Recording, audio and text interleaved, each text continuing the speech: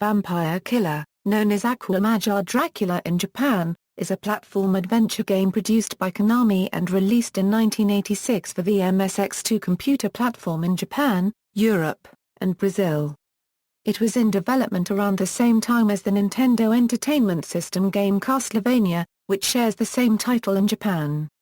The MSX II version of Akumajō Dracula was released in Japan on October 30, 1986, a month following the NES version, making it the second game in the Castlevania series. It was the first Castlevania game released in Europe. It was never released in North America.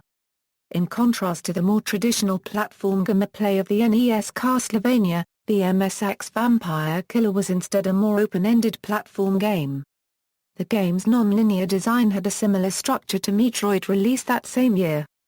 The game laid the foundations for the open-ended action-adventure platform gameplay later seen in the 1987 title Castlevania II, Simon's Quest, 1997 title Castlevania, Symphony of the Night, and most 2D Castlevania games following it. Gameplay: Vampire Killer is seen as unique in the early Castlevania series for containing several features that weren't seen in other games that were intended to be remakes of the original game. For example, to progress in the game, it is necessary to acquire skeleton keys hidden in the several rooms within the game's castle, in order to open doors to other rooms. Other keys also have to be found in order to open treasure chests containing useful items, such as shields for protection and speed boots. Merchants can be found along the way, selling items to the player.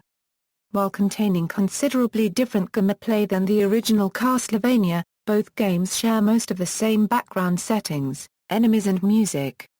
The unique gameplay features from Vampire Killer were reintroduced to the Castlevania series with Castlevania II, Simon's Quest in 1987 and Castlevania, Symphony of the Night in 1997.